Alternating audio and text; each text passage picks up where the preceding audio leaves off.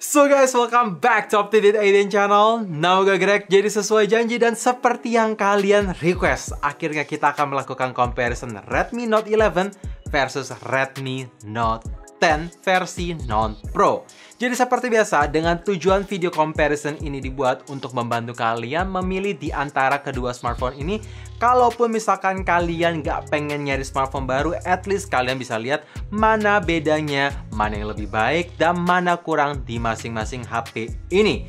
Jadi make sure kalian nonton sampai habis karena ini menarik banget dan tentu siapin kuota karena durasinya akan panjang.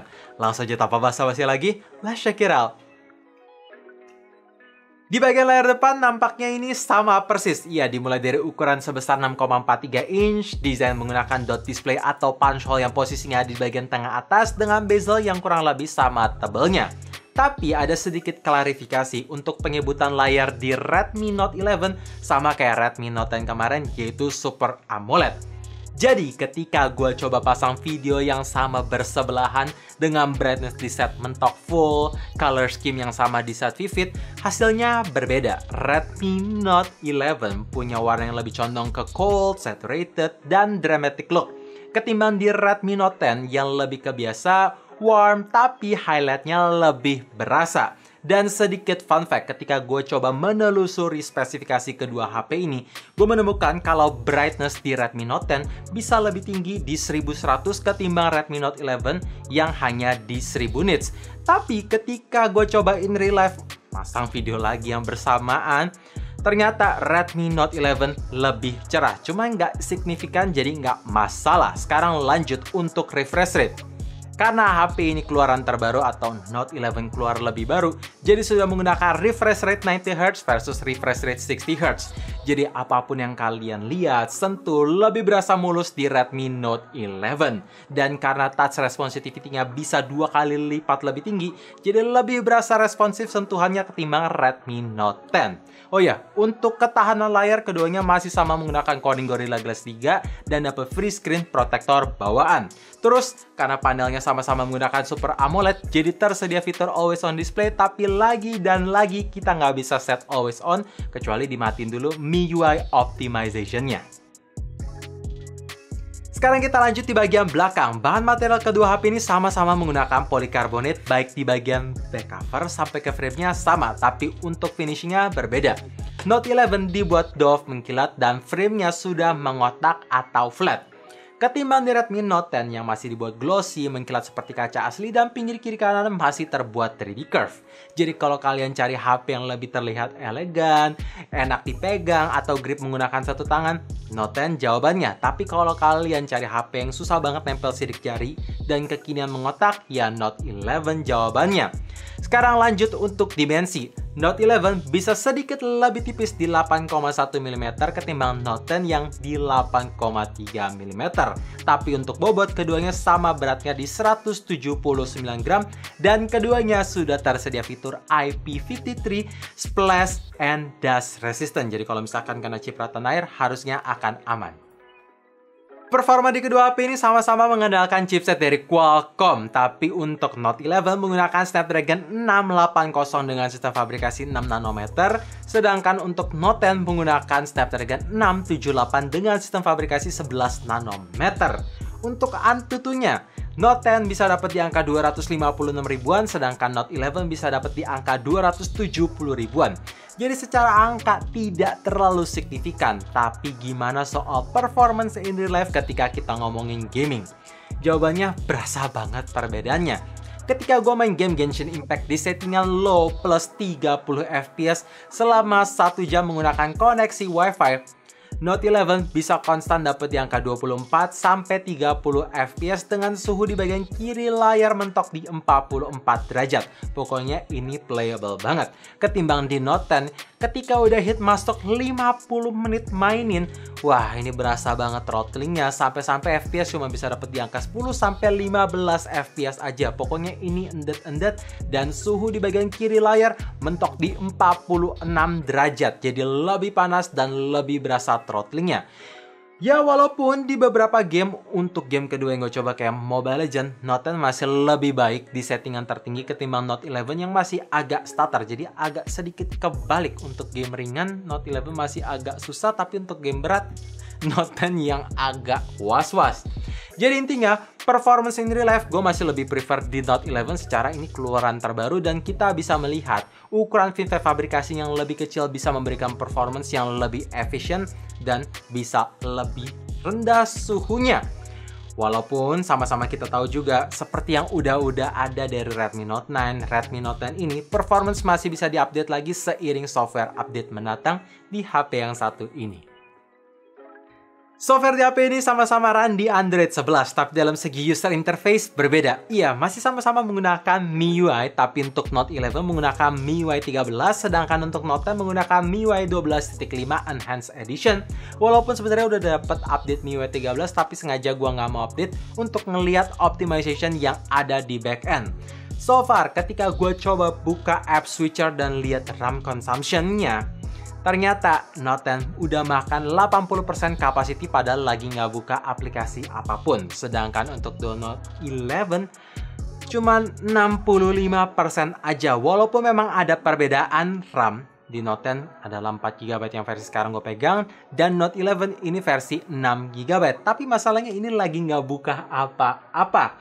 Dan seiring gue pakai untuk multitasking, buka aplikasi sana-sini dengan jumlah aplikasi yang sama, memang Note 11 masih lebih efisien karena nggak harus sering-sering nunggu loading ulang ketimbang di Note 10 yang kadang sering ketutup. Ya, jadi ada 4 aplikasi yang ketutup dari 8. Kamera belakang di kedua HP ini sama-sama menggunakan setup quad kamera, tapi dalam segi primary lens ada perbedaan.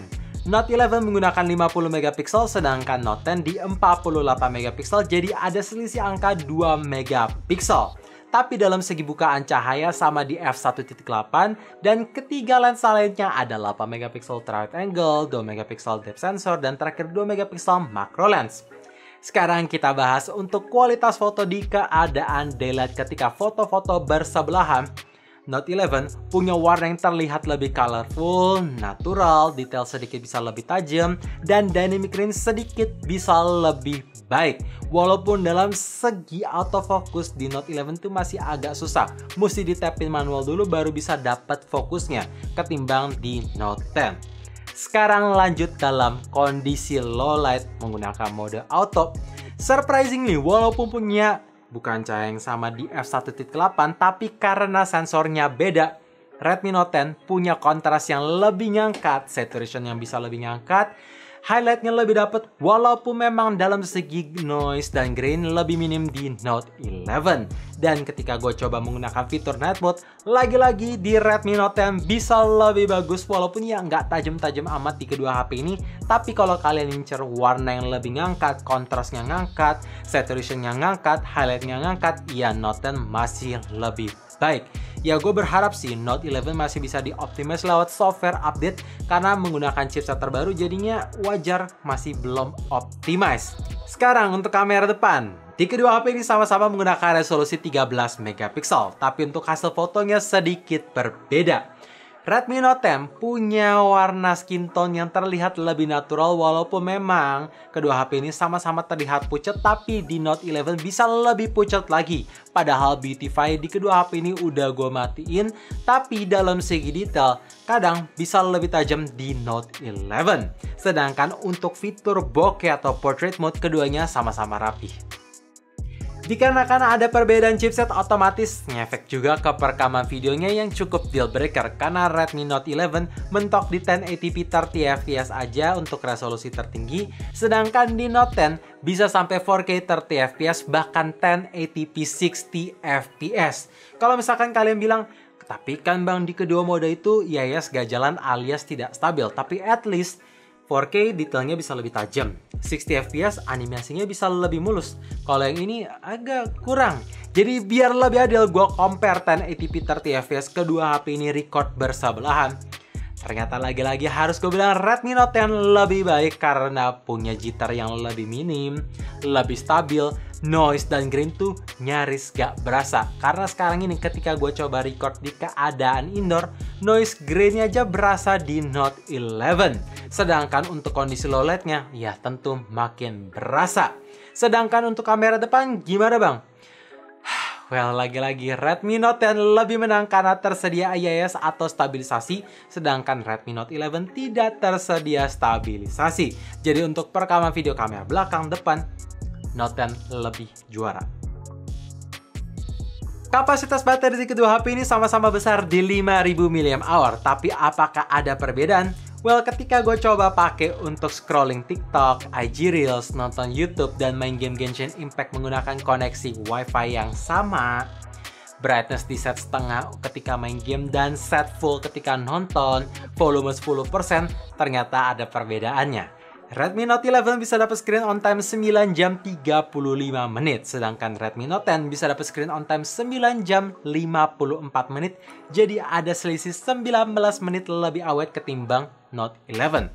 Kalau kalian tanya, bang, itu kenapa? Jawabannya simple, karena Note 11 menggunakan refresh rate tinggi di 90Hz, jadi lumayan power consumption, tapi nggak deal breaker karena sama-sama bisa nyentuh 9 jam. Sekarang ngomongin soal charging, kedua HP ini lagi-lagi support di 33 watt Mi Turbo Charge yang sama, bahkan brick chargernya sudah di-include di dalam box pembelian. Tapi ketika gue coba nge-charge menggunakan brick charger yang sama, dalam keadaan airplane mode, dibiarin nge-charge aja, dari angka 10% sampai fully charge juga perbedaannya ada lah ya. Untuk Note 11 bisa makan waktu 1 jam 18 menit, sedangkan untuk di Redmi Note 10 makan waktu 1 jam 31 menit. Buat kalian bertanya, bang kenapa padahal brick chargernya sama? Jawabannya ada di software. Ya, MIUI 13 surprisingly bisa mengoptimize charging bisa lebih optimal ketimbang di Note 10. Jadi menarik ini, mantep. Ada satu hal yang harus gue apresiasi ke Xiaomi. Walaupun kedua HP ini pas pertama kali dijual punya opsi RAM yang sama di 4GB dan 6GB, tapi dalam segi storage akhirnya sekarang meningkat. Yes, kalau kalian ambil base model untuk Note 11 sekarang sudah menggunakan 128GB yang jauh lebih reliable ketimbang 64GB. Di tahun 2021 itu rasanya udah kurang banget. Iya, di tahun lalu aja udah kurang banget, apalagi di tahun ini. Sekarang aja udah mentok penuh, harus gua buang beberapa game dulu baru bisa nginstall yang lain dan update Genshin Impact terutama yang paling besar. Dan apa sih keunggulan storage yang lebih besar? Well, jadinya di Note 11 punya RAM extension 2GB ketimbang di Note 10 yang hanya 1GB aja. Lumayan kan? Sekarang kita ngomongin soal fitur. Kalau kalian tanya, bang, Air Blaster apakah tersedia? Jawabannya tersedia di kedua HP. Jadi kalau misalkan kalian pengen gantiin semua remote yang ada di rumah kalian, bisa banget dengan HP ini selama brand tersebut terdaftar di aplikasi Mi Remote. Kedua, haptic vibration yang sama-sama bagus dan punya getaran yang sama tersedia. Ketiga, stereo speaker atau ada dua speaker dalam satu HP dengan penempatan yang sama juga tersedia dengan kualitas suara yang juga overall nyaris sama. Perbedaannya sedikit aja, yaitu di Note 11 punya lebih suara yang berbobot ketimbang di Note 10, tapi gak gitu signifikan. Kalau misalkan kalian tanya, terus apa yang beda? Jawabannya satu, Note 11 sekarang punya NFC atau Near Field Communication buat ngecek saldo e-money sampai top up saldo e-money langsung dari HP ketimbang Note 10 yang belum tersedia. Fingerprint di kedua HP ini sama-sama udah nyatu sama tombol power dan penempatannya pun ada di bagian kanan tengah. Jadi sama-sama udah gampang dijangkau. Tapi dalam segi performa apakah ada perbedaan? Well, jawabannya kurang lebih punya performa unlock yang sama cepatnya, jadi tidak ada komplain. Dan untuk face unlock, Redmi Note 10 bisa sedikit lebih cepat karena tidak menampilkan screen lock dulu, jadi langsung masuk ketimbang Note 11 yang nampilin screen lock dulu baru masuk ke home screen. Tapi ya nggak gitu beda jauh, jadi ya kurang lebih sama ngebutnya dan sama bagusnya. So guys, itu dia video comparison Redmi Note 11 versus Redmi Note 10 versi channel UpToDate IDN. Intinya kedua HP ini punya kekurangan dan kelebihan masing-masing walaupun punya perbedaan umur 1 tahun. Tapi gampangnya gini, kalau misalkan kalian belum punya Redmi Note 10 ataupun Redmi Note 11 pengen beli di antara kedua HP ini, gampangnya akan gue bantu. Misalnya kalian pengen cari kualitas video yang lebih stabil, selfie yang lebih bagus, terus kalian nyari body yang glossy, baterai lebih hemat, beli aja Redmi Note 10. Tapi kalau kalian cari performa yang lebih stabil, ngebut, daylight lebih bagus dalam segi foto, refresh rate tinggi, dan body mengotak doff, silahkan beli Note 11. Tapi kalau kalian misalkan nanya, Bang, gue Redmi Note 10 user, apakah harus upgrade ke Redmi Note 11?